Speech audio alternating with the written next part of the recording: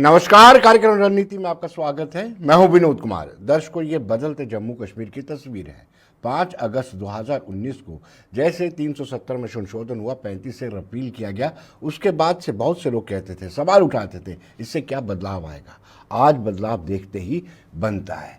जो पहले सरकारें, चाहे दिल्ली की सरकारें होती थी, जम्मू कश्मीर की मिलकर के, यानी दिल्ली की सरकार और जम्मू कश्मीर की मिलकर सरकारें मिलकर के अलगाववादी सोच को बढ़ावा देने के लिए उनके बच्चों को रोजगार दिया करती थी। अब इस सरकार ने यह फैसला लिया है कि उनसे सरकारी नौकरियां तो वापस ली जाएंगी, लेकिन आतंकवाद से पीड़ित परिवारों को, जिनको पिछले कई सालों से पूछा नहीं गया है, उनको घर में भी राहत की सांस पहुंचाई जाएगी। कल बारामूला में एक कार्यक्रम के दौरान आप सोच सकते हैं कि 40 ऐसे परिवारों को मरहम लगाया गया है जो पिछली सरकारों ने जिनको लगातार नजरअंदाज किया था।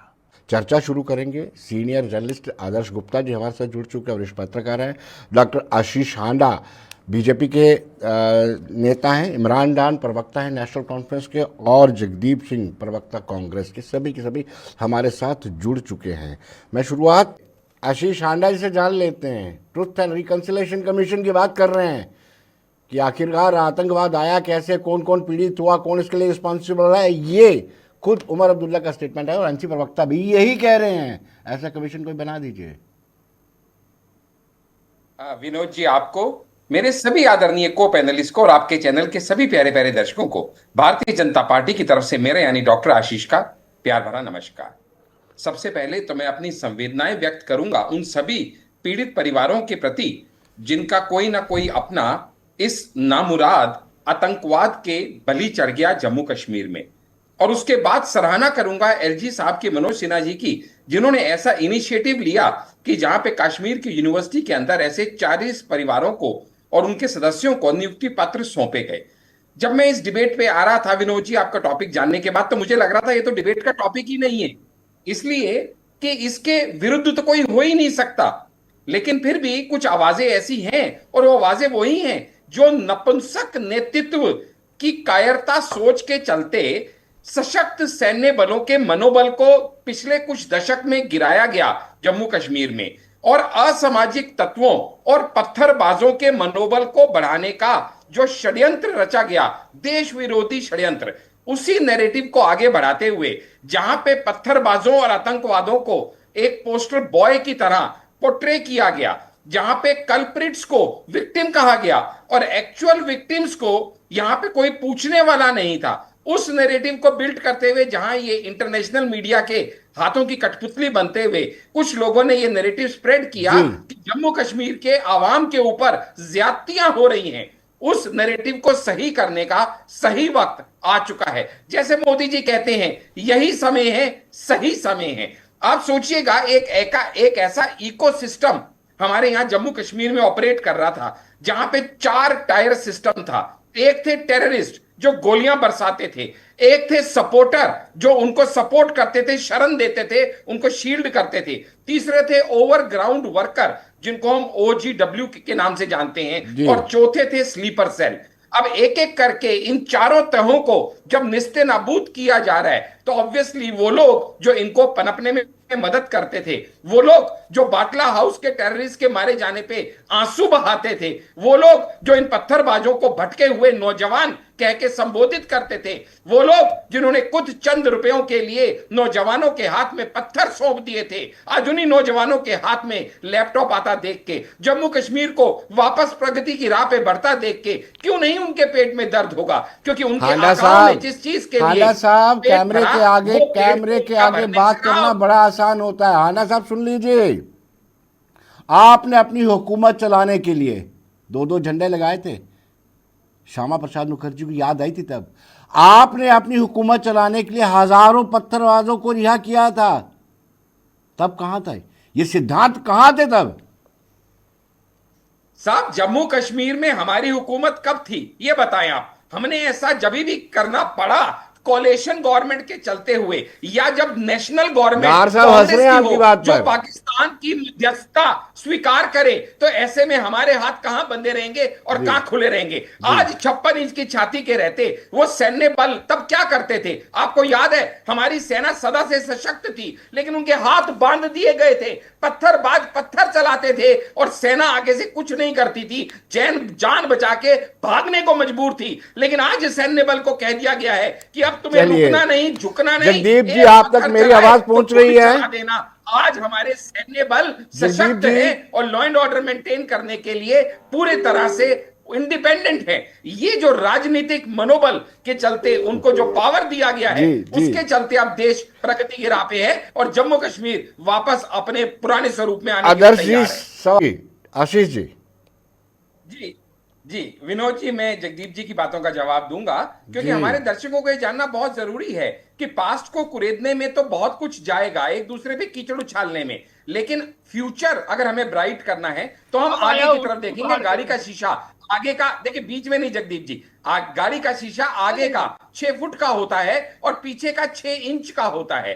अर्थात अभी जब एलजी साहब कहते हैं कि हम 4 स्टेप्स में इनका जो कश्मीर का उद्धार करने जा रहे हैं और जो टेररिस्ट से पीड़ित हैं उनका पुनरुद्धार करने जा रहे हैं, पहला जॉब या सेल्फ एम्प्लॉयमेंट, ये हम गारंटी कर रहे हैं उन सभी के किन्स को जिनका की कोई ना कोई टेररिज्म में मारा गया। इनका कहना यह था कि किसी एक बहन को न्याय नहीं मिला। अरे भैया, बड़ी लंबी लिस्ट है, अभी तो पहला चरण 40 का रिलीज हुआ है और इसमें भी शीतल सेन ने कहा है कि भाई मेरे भाई हंसराज को पॉइंट ब्लैंक में मारा गया और मुझे हेल्थ डिपार्टमेंट में सिन्हा जी ने नौकरी दे दी, तो कईयों को मिल गई, कईयों को नहीं मिली। अगर ये लगता है कि धर्म विशेष को दे दी गई, तो मैं बता दूं, अबीदा बानो 15 साल की बिटिया जो मारी गई थी, उनके परिवार को भी नौकरी दे दी गई 2003 में जो मारी गई। जो राजा बेगम के पति को उसके सामने मार दिया गया था, 3 बच्चों को, उसको भी नौकरी दे दी गई 1999 में। 3 दोस्तों को, हबीब खान 20 साल उम्र, इरफान शेख 22 साल उम्र, मोहम्मद असगर 24 साल उम्र, इन तीनों को मार दिया गया था। इनके परिवार को नौकरी किसी न किसी, हांडा साहब, यानी बड़ी लंबी एक इन्होंने एक कहा है, एक जवाब, हांडा साहब एक जवाब आपको देना पड़ेगा। इन्होंने कहा कि अनीस उल इस्लाम गिलानी साहब के पोते थे। इनका दावा है कि 2016 में आपने उसको कैपेबल मान करके, सक्षम मान करके SKICC में नौकरी दी और बाद में आप ही की मैं थोड़ा सा आपको विनोद जी करेक्ट करूंगा, हमने नहीं, हमारी कोलेशन सरकार ने, वो कोलेशन सरकार जिसके आगे हम मजबूर थे और हमारी नीतियों पे ना लगाने के लिए मजबूर थे, बाद में हमने उस सरकार का दामन भी छोड़ दिया क्योंकि वो गलत नीतियों पे आगे बढ़ रही थी और हम अपने आइडियल से कॉम्प्रोमाइज नहीं कर सकते थे। इसलिए हमने सत्ता के मोह को छोड़ते हुए अपने चरित्र को पकड़ के रखा। इमरान डार से हमारी बात क्यों पाई? इमरान, आप मुझे सुन पा रहे हैं? भाजपा जी, हमारे वरिष्ठ पत्रकार साहब आदर्श जी की बात का मैं थोड़ा जवाब देना चाहूंगा कि डेफिनेटली हमें यह समझना पड़ेगा कि जो काम पिछले इतने दशकों में नहीं हुआ, वो होने में थोड़ा समय तो जाएगा, मगर हम सही राह पे हैं या नहीं, हम ये इवेल्युएट कर रहे हैं। हम अपनी मंजिल तक नहीं पहुंचे, हमने कभी ऐसा क्लेम नहीं किया, लेकिन जब एलजी साहब कहते हैं कि हम 4 तरह के बेनिफिट देंगे, यानी हम जो ये टेररिस्ट से पीड़ित परिवार हैं, या तो इनको जॉब देंगे या एम्प्लॉयमेंट अपॉर्चुनिटीज देंगे, जहां पे पीएम मुद्रा लोन के चलते 20 लाख तक का लोन इनको दिया जाएगा। फाइनेंशियल कंपनसेशन इनके परिवार को दी जाएगी जो मिनिस्ट्री ऑफ होम अफेयर की सेट गाइडलाइंस है उसके अनुसार। जहां पे अभी तक एफआईआर नहीं लॉन्च हुई कई केसेस में, वो एफआईआर लॉन्च की जाएगी, और जहां पे इनकी प्रॉपर्टी छीन ली गई है या उसका जान माल हानि का नुकसान हुआ है जो इनसे जबरदस्ती छीनी गई, वो भी इनको वापस दिलाई जाएगी। और इन सब चीजों के चलते हुए जरूरत क्यों है? क्योंकि ऐसे परिवार को नई उम्मीद, न्याय और पुनर्वास दिवाना ये हमारा दायित्व है, हमारा फर्ज है। भले जम्मू कश्मीर में भाजपा की सरकार नहीं है, लेकिन यूनियन टेरिटरी होने के नाते अभी आपको पता होगा 6 जून को पीएम मोदी ने 45,000 करोड़ के प्रोजेक्ट्स का लोकार्पण किया है जम्मू कश्मीर के अंदर, 45,000 करोड़ का। आपको अगर नहीं पता दर्शकों को तो मैं बता दूं कि यूनियन गवर्नमेंट ने 1.25 लाख करोड़ का जो बजट है वो एलोकेट किया है जम्मू कश्मीर की ग्रोथ के लिए। 8500 इन्वेस्टमेंट प्रपोजल जम्मू कश्मीर को मिल चुके हैं जिसकी वर्थ है 1.69 ट्रिलियन। 852 एकड़ लैंड नॉन कश्मीरीज को, नॉन लोकल्स को गूगल का पढ़े जा रहे हो पॉलिसी के तहत चलते हुए दी गई है। जी। 300 प्रोजेक्ट डेवलपमेंट के अंडरलाइन है जिनके ऊपर काम हो रहा है। वो तो सबका है। पहला जब आप आपने सैयद कुछ अली किया शाह तो सुनिए, आप भी जानकारी ले सैयद लो। अली शाह कुछ किया गिलानी है के तो दोगे पोते ना। को सुन लीजिए ना। टाटा तो मैं होना बीच में चाहिए बोलता हूँ, सपोर्ट करने आपको के लिए। परेशानी होती है। अब सुन तो लो भाई, सुन लो भाई। नहीं नहीं, भाई आप स्माइलिंग पर्सनल मुद्दा जरा सुन लीजिए। आप पर्सनल कमेंट अब करेंगे मुस्कुराते तो फिर बहुत आप है पंगा आपकी ये लेंगे, जो तो फिर जहरीली आप मुस्कान है ना। अरे सुन शांति लीजिए से ना, डिबेट हो रही है, अरे सुन शांति से लीजिए, डिबेट करो। सुन लीजिए यार बता सुन दो ना, लीजिए। विनोद जी, आंटी को विनोद क्या जी, दिक्कत है आपकी? क्यों वो टेररिस्ट के मारे विनोद जाने जी में देखिए, अब रोकी ये मुझे बोलने नहीं ये देंगे। बता दो। चलो अब ये मुझे बोलने नहीं देंगे। I had अब simply पंगा मत asked you लो a ना फिर। चलो question. बोलो। और इसका जवाब You दे and तो PDP. दिया। वो हमने I have नहीं a very किया। simple वो coalition question. government You की are not मजबूरी supposed to थी। raise महबूबा any मुफ्ती question की चाहत to the थी, farmer लेकिन government हमने उसके while आगे indicating about अपने पेन डाउन Sayyid कर Salahuddin दिए। or हमने बोला anybody. अगर तुम इस You will तरह से have करोगे to तो हम तुम्हारे साथ ruminate सरकार नहीं the चलाएंगे। existing और इसके situations चलते of वो that era, सरकार which you are गिरा not दी going गई। to ये discuss हमारी at all. नैतिकता की जीत Secondly, थी। ये हमारी to me, buddy, मौलिक this is not the way संस्कारों I'm की just trying जीत to थी। mislead the discussion. अरे सुन लो ना भाई, फिर मैं बीच में मत बोलूं। नहीं, मैंने दूसरा discussion सवाल नहीं, पूछा डांगरी जिन का। सवालों के जवाब डांगरी हो में गए। आप ये इतना बताइएगा बड़ा कि आतंकवादी अगर हमला LG होता साहब है, ऐसे टेररिस्ट सरोज वाला परिवारों को न्याय दिलाने का प्रयास कर रहे हैं तो आप उसका समर्थन करते हैं या आप उसके विरोध में हैं? LG साहब का ये कदम सही है या गलत है, ये तो बता दीजिए। कांग्रेस इसको सपोर्ट करती है या कांग्रेस इसको अपोज करती है? फिर जब आप बोलोगे मैं बीच में डिस्टर्ब करूंगा, क्या फायदा? बात तो सुन लो भैया। मैंने 3 सवाल आपके आगे रखे, अब आपकी बोलती बंद होगी तो मैं क्या करूं? मैंने जब गिलानी के पोते की बात की तो आप इधर उधर की अरे बता तो दिया जवाब। कभी आप कहते क्या हो गया आज आपको जगजीत जी? क्या बता दिया उसका आपने? जवाब दे दिया। सत्ता फिर का वही गुण सवाल पे सवाल किए जा रहे सत्ता में बैठ नया के सवाल लेके आओ सत्ता ना। का सवाल चक के जब सुनो ना यार, एक मिनट सुन तो लो भाई। आप तो वो लोग हो यार जब सत्ता का समारोह लोभ के नहीं दौरान था हमें, दिवंगत- इसीलिए तो हमने सुनो, सत्ता को लात मार दी। दिवंगत मुफ्ती हम अपने मोहम्मद नैतिक सईद ने- मूल्यों से हम दिवंगत कॉम्प्रोमाइज मुफ्ती नहीं कर मोहम्मद सकते। सईद ने- हमारे अंदर ये दिक्कत है, हमारी नैतिकता हमें अलाउ नहीं करती। इसीलिए वो महबूबा मुफ्ती जो क्योंकि कहती अगर मेरे भी थी कि टाइम में भाई बोलेगी इस तो कैसे तिरंगे चलेगा, को बताओ। बांधा देने वाला कोई नहीं मिलेगा। पता है कि हमने ये झूठे हैं, 370 हटा के भी झूठ है, दिखा दिया, एक गोली मक्कार नहीं है। चलने दी, एक और ये फूल जन नहीं बहने भावनाओं को दिया। भड़काते वो हैं। लोग जो कहते थे, इनको अरे बड़ी आपके याद आ नेता गई अब। कहते थे ना कि अगर आतंकवाद के 370 हट गया तो मैं आत्मदाह क्यों कर नहीं लूंगा। आपने अभी याद है तक- आपका अरे कौन भाई, 2 नेता ये साल हो कहता गए। था? क्या हो गया डांगरी आपके के नेताओं victims को? नौकरियां क्यों नहीं मिली? क्यों नहीं आत्मदाह कर रहे अब? डांगरी के 370 तो हट victims गया। नौकरियां क्यों नहीं दी आपने? आपके नेता कहते थे हमारे रहते अरे जीते भाई, जी वो वहीं पे है, 370 झूठ हट मत बोलो। क्या हुआ? वो आर्टिकल हटा या नहीं 370 हटा? still exists। जम्मू कश्मीर को Constitution आप of our हमेशा country। अलग थलग रखना चाहते थे। आज जब वो भारत का अभिन्न अंग बन गया है विनोद जी, तो मैं आपसे इनकी तरह बर्दाश्त क्यों नहीं नहीं? हूं, ऐसे नहीं बात पाकिस्तान करूंगा। की आप इन्हीं को मौका दे मध्यस्थता दीजिए। हमें नहीं चाहिए। ये दूसरे के टाइम में जम्मू बोलते कश्मीर हैं, हमारा लगातार बोलते हैं, खत्म हो बोलते गई बात। चले जाते। जो सबसे बड़ा और जो फेल्ड एक्सपेरिमेंट 2019 में किया है, हम इन हालातों में नहीं होते। जो 2019 में एक रियासत आज को भी डिमोट किया पत्थर खा रहे होते हमारे सैनिक। आज भी जम्मू एक कश्मीर के रियासत को बच्चों के डिमोट हाथों किया में गया, पत्थर होते और आप पहले उसी तो में तोड़ा खुश गया। फिर बोले आप भी यही नहीं। चाहते हैं अरे इन्हीं को कि मौका जम्मू दे दीजिए कश्मीर विनोद जी। भारत से हिस्ट्री में कटा कभी हुआ रहे, नहीं। उन्नति तो कभी हमारे ना साथ करे, है ना? वही हालात चाहिए थे आपको। पिछले 70 साल में जो हुआ वही चाहिए। इमरान वानी को पोस्टर बॉय बना के रखना, आतंकवादियों के ये आपकी बात नहीं है, मैं आपकी बात नहीं कर रहा, यही मैं आपकी बीजेपी मंशा की बात है। नहीं कर रहा। It is we have suffered. आप सिर्फ ये बता दो इमरान जी, एक सेकंड, मैं आपकी बात नहीं कर रहा हूं, मैं बात कर रहा हूं या परमानेंट प्रोविजन था? बस इतना बता दो। 370 टेम्परेरी प्रोविजन था या परमानेंट प्रोविजन था? 370 का हटना सही था या गलत था? तो हमने दिल से हिंदुस्तान के साथ आए 1947 में, ठीक है। उसके बाद हमारे साथ क्या हुआ? हिंदुस्तान के साथ और मना करता है आपको? आपको हिंदुस्तान से अलग कौन कर रहा है? आप हमारी आन बान शान हो, आप हिंदुस्तान का भाग हो। 1984 में क्या हुआ? मेरी बात तो हमारे भारत के सिर का ताज है और आप उस ताज के हीरे हो। आपको अलग कौन कर रहा है? हमें तो नाज है, हमें तो फक्र है आप पे, मगर आप हिंदुस्तानियत को भी तो मान दीजिए ना। आप बार बार पे पाकिस्तान की तरफ भागे, आप बार बार पे पाकिस्तान की मध्यस्थता करने की बात करें, ये कहां तक तर्क संगत है? आप ये बताइए ना। अगर अगर जम्मू कश्मीर उन्नति की राह पे अग्रसर है तो आपका सर भी गर्व से ऊंचा होना चाहिए, आपकी छाती भी चौड़ी होनी चाहिए। अगर टेररिज्म के सताए कुछ लोगों को अगर नौकरियां मिल रही हैं तो आपको भी इसमें हर्षित होना चाहिए, गर्व महसूस करना चाहिए। अरे यार एक बात सोच के देखो, कहना अच्छा नहीं लगता लेकिन फिर भी कह रहा हूं, जब किसी का कोई अपना चला जाता है ना तो फिर भी उसके चौथे या 13वें पे लोग सांत्वना देने जाते हैं। मकसद क्या होता है? उस गए हुए को वापस लाना नहीं मकसद होता। चलिए आदर्श जी के बाद चलते हैं, थोड़े ब्रेक के बाद गए डॉक्टर साहब से जानते हैं। डॉक्टर साहब, जब एनडीए की सरकार दिल्ली में थी तो लालकृष्ण आडवाणी भी आतंकवादियों से मिला करते थे, उन सरगनाओं से। फिर यूपीए की सरकार थी, मनमोहन सिंह के साथ भी यासीन मलिक और बहुत सारे लोगों की फोटो है। ये दिल्ली इतनी मायूस और मजबूर क्यों थी कि इन लोगों से बातचीत की जाए?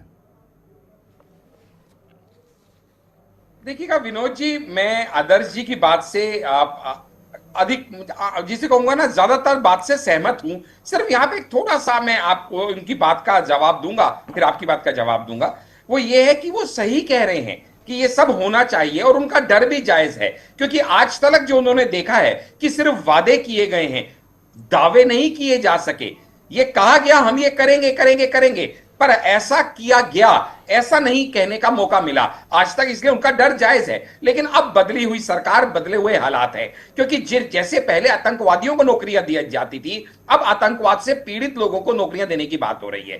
पहले बात क्या थी? आतंकवादी और आतंकवादी समर्थक दो अलग लोग गिने जाते थे, लेकिन अभी ऑपरेशन सिंदूर में भी हमने देखा कि मोदी जी ने क्लियर कर दिया कि अब आतंकवाद और आतंकवाद के समर्थक, इनको हम दो लोग नहीं गिनेंगे। अब आतंकवाद के समर्थक को भी आतंकवादी की श्रेणी में ही रखा जाएगा, इसीलिए उसको भी स्ट्रिक्ट और स्ट्रिंजेंट रूल्स के तहत ही उसके साथ किया जाएगा। वो समय हम भूले थोड़ी हैं कि जब जस्टिस गंजू को दिन दहाड़े गोलियों से भून दिया गया सरे बाजार और 2 घंटे तक उनकी लाश उठाने का किसी की हिम्मत नहीं हुई सड़क पे से। वो समय हम भूले थोड़ी हैं जब आर्म्ड फोर्सेस के कंधे पे बंदूकें होती थी AK-47, लेकिन उनको चलाने की इजाजत नहीं होती थी और पत्थरों से किसी तरह खुद को बचना पड़ता था। वो समय हम भूले नहीं हैं जब इन टेररिस्ट को एक हीरो की तरह पोर्ट्रे किया जाता था और आर्म्ड फोर्सेस को कल्प्रिट की तरह मानवाधिकार के तहत उनके ऊपर एक्शन लिया जाता था। वो समय हम भूले नहीं हैं, लेकिन अब नैरेटिव चेंज हो रहा है। नैरेटिव इसलिए चेंज हो रहा है कि धीरे धीरे वहां की जनता को, आवाम को साथ लेके ये समझाने का प्रयास किया जा रहा है कि आप खुद देख लो कि आप जिसकी तरफ जाना चाह रहे हो वहां POK वालों की क्या हालत है और यहां पे आपको कितनी सुविधाएं, कितनी डेवलपमेंट मिल रही है। वो लोग जो कहते थे कि इस आदर्श जी, कंधा देने वाला नहीं, आदर्श जी, नदियां बह जाएंगी। आदर्श जो कल हुआ है, ये कहते हैं न्याय, सम्मान और पुनर्वास का संकेत है जो आतंकवाद से पीड़ित परिवार है। आशीष जी क्या कहेंगे? जी मैं तो सीधा से कहूंगा कि चेंज ऑफ नैरेटिव है। पहले सहानुभूति किसको मिलती थी? पहले सहानुभूति मिलिटेंट्स को, जिनको फ्रीडम फाइटर कह के संबोधित किया जाता था। अब नैरेटिव चेंज करके उन्हीं को टेररिस्ट के सही नाम से पुकारा जाता है और सहानुभूति मिलनी चाहिए विक्टिम को, उसी की तरफ यह पहला कदम है जो कि उनको नई उम्मीद देगा, न्याय की तरफ लेके जाएगा और पुनर्वास उनका करने का फिर से एक नया प्रयास किया जाएगा, जो एक सराहनीय कदम है, जो होना चाहिए था और वो आज फिर से शुरू हुआ है, जिसकी हम सबको सराहना करनी चाहिए। वरना तो वो जमाना हमने देखा था कि जहां पे फ्रीडम फाइटर कह के सारी सहानुभूति इन टेररिस्ट को मिलती थी, जिसके चलते लाखों लोगों का हजूम उनके जनाजे में पहुंच जाता था। लेकिन आज वो मेंटेलिटी लोगों की बदलनी शुरू हुई है कि ये कोई जिसको बोलते हैं ना हमारे हीरो नहीं है, बुरहान वानी हमारा पोस्टर बॉय नहीं है, ये हमारे आवाम को नुकसान पहुंचाने के लिए, हमारी ग्रोथ को रोकने के लिए, टेररिज्म फैलाने के लिए, टेररिज्म घाटी के लिए अच्छा नहीं है। कोई फ्रीडम फाइट नहीं है। आजाद होके हम कहां जाएंगे? आजादी हमें किससे चाहिए? हमें आजादी टेररिज्म से चाहिए, ना कि भारत की आर्म्ड फोर्सेस से चाहिए। आर्म्ड फोर्सेस हमारे को बचाने के लिए हैं, ना कि हमारे को नुकसान पहुंचाने के लिए। ये change of perspective, change of narrative जो है, आदर्श जी, आकाश जी बहुत बहुत शुक्रिया। आदर्श जी बहुत बहुत शुक्रिया। हाना साहब आपका भी बहुत बहुत शुक्रिया, जो पहले हमारे साथ जुड़े थे उनका भी बहुत बहुत शुक्रिया। तो दर्शकों आप बने रहिए देश दुनिया की खबरों के लिए और मुझे दीजिए इजाजत। नमस्कार।